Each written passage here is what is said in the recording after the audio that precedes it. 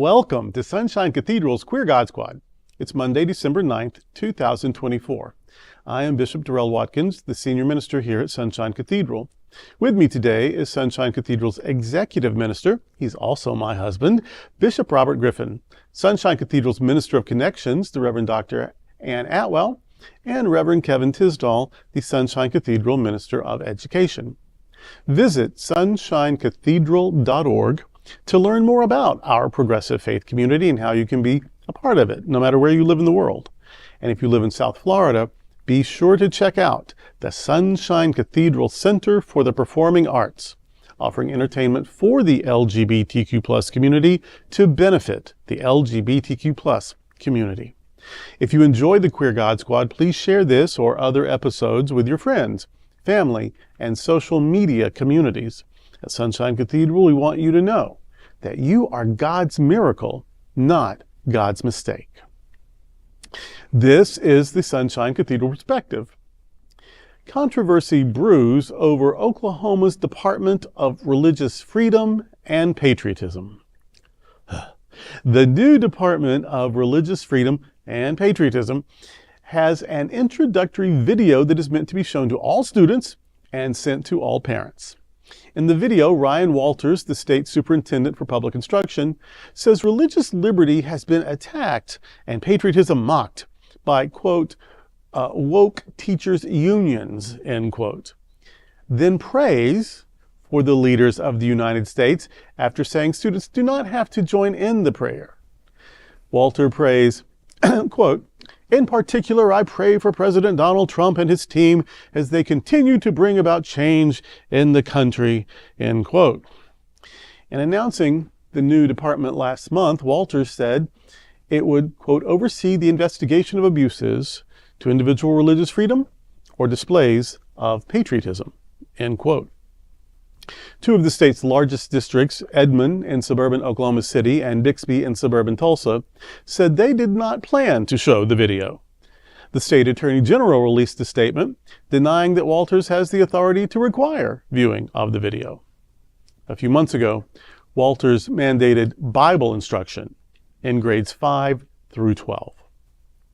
Why should LGBTQ find these actions objectionable? Here's why. Because they're objectionable. Because this is tax-supported public education. You're going to have children from all kinds of homes. Yes, in Oklahoma, probably mostly Christian, probably mostly Protestant, probably quite a bit fundamentalist. But there will also be Roman Catholics, I promise you. There will also be Jehovah's Witnesses. There will also be Jews. There will also be people whose parents are atheists.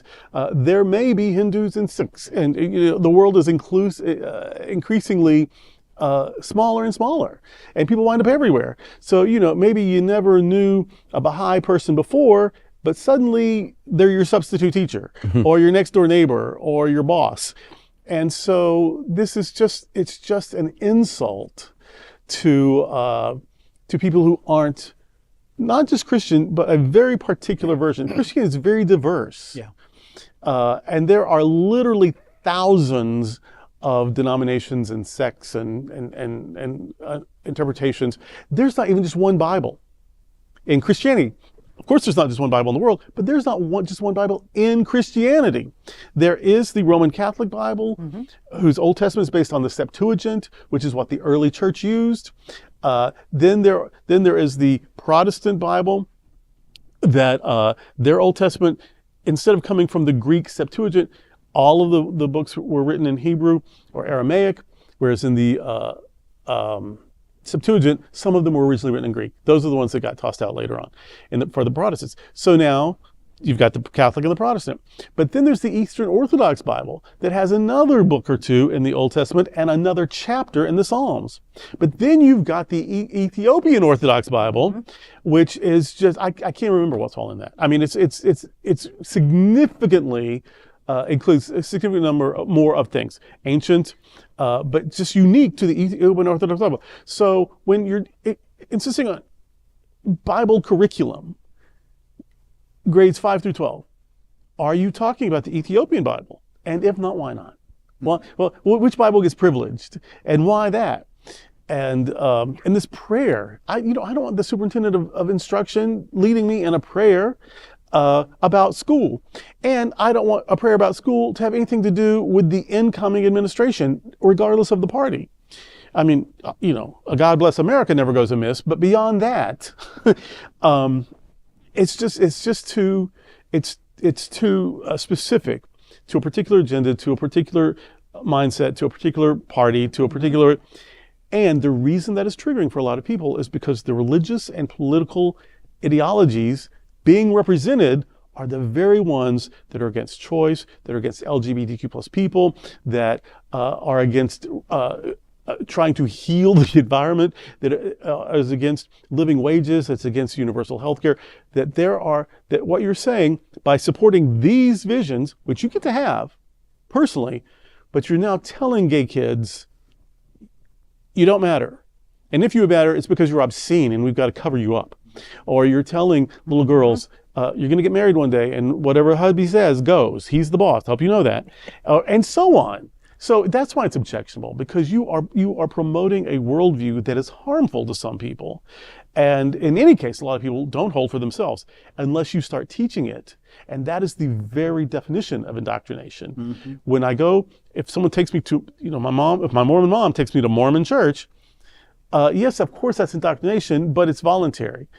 My family's chosen to go to this church. The minute I turn 18, I can choose to leave. It's all very different than when I go to school that is not a choice.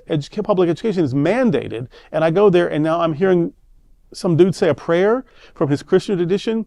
His Bible is now part of my math class or whatever.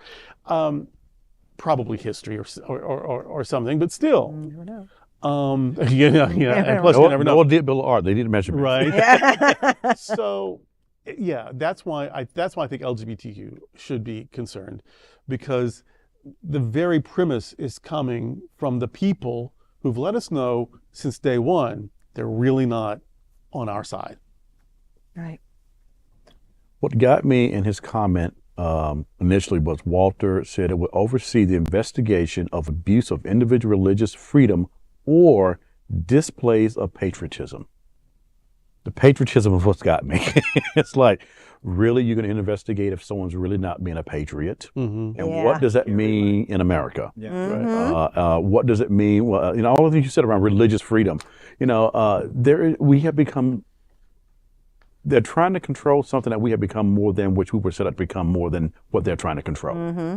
And I think that's what it is. For me, that's what it's all about. You can't control this any longer. So let's put in all these rules and regulations to try and dwindle it back down to something that you can control. Well, it's too big for that. Yeah. And I think that, this whole thing about, how do we make this safe for our kids? Yeah.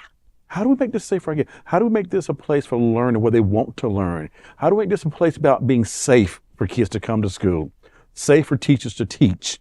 But instead, let's just do this instead. It's scary and frightening. Right. There were a couple things in there that kind of jumped out at me. It was saying that the students don't have to join in the prayer. Okay, yeah. They just have to watch it. Yeah.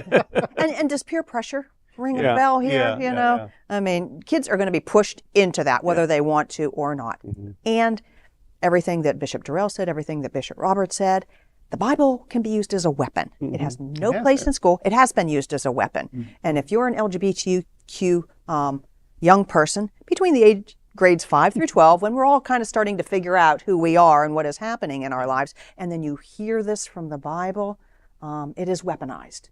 Absolutely. Yeah. Absolutely. I tell you, if Walters was in a number of Middle East countries, they would be calling him the Ayatollah. I mean, it is just that clear to me. Mm-hmm. Yep. And I was listening to a couple of programs recently that talked about this whole dichotomy of church and state. And the Constitution says that there will be no laws that are written to hinder religious freedom. I go back always to the question of, if we're not hindering religious freedom, does that mean then that I'm going to be bringing in all of the different religious texts so that everyone can get a taste of it? Mm-hmm. Or are we saying that all of a sudden the United States is a quote unquote Christian nation? And the Constitution is clear on that also. Yeah. The government shall not propose any legislation that mandates a national religion, but too many people, like Mr. Walters, are trying to push us in that direction. Because if I bring my Quran into school, will I be allowed to read from it in Oklahoma? My guess is probably not.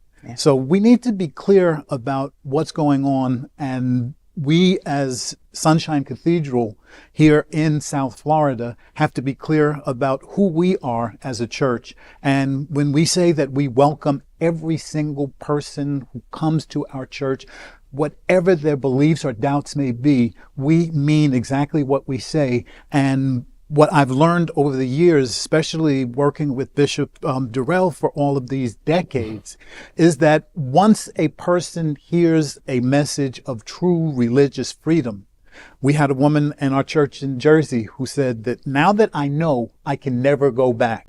So that means that we have a responsibility to teach as much as we can that there is true diversity in this world, and that your beliefs are your beliefs today, which may change tomorrow, but you need to have the opportunity to hear different stories. It makes a difference. I grew up in the Bible Belt.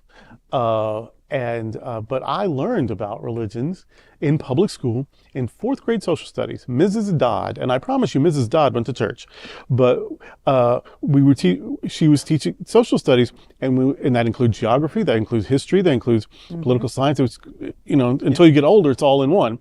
And so I remember when we were talking about India. So we're talking about, the people of the India and the languages and the culture and the history and blah, blah, and the religions. And so we looked at Hinduism, we looked at Buddhism, we looked at Islam, and it's part of the culture. And it was like 1 week, and and then we're off to something else. And then when we were in Thailand, we learned about Buddhism, and when we were talking about Ireland, of course, we learned about so many people being Roman Catholic or whatever, because it's just true. It's just part of like here are facts. This is at sea level, and most of the people are part of this religion, and whatever. And this is the product they export most, and they were just facts. And so if that's how you want to teach religion, that's fascinating. That's part of social science. That's part of humanities. That's good business. But when you order Trump's Bible, signed Bible or whatever, and make the Protestant Bible part of the curriculum, and no, that's indoctrination. Indeed. And that causes some of us who've been the victim of it cause for concern. Well, that's today with the Queer God Squad. We want to thank you for joining us. We're here daily at 3 p.m. to have some fun and to discuss what our LGBTQ plus community is talking about. Sunshine Cathedral is the world's leading progressive queer church. Progressive, queer, and God are words that naturally should go together. We all are in this together. Remember that. You are God's miracle, not God's mistake. Until next time, we are the Queer God Squad. Goodbye.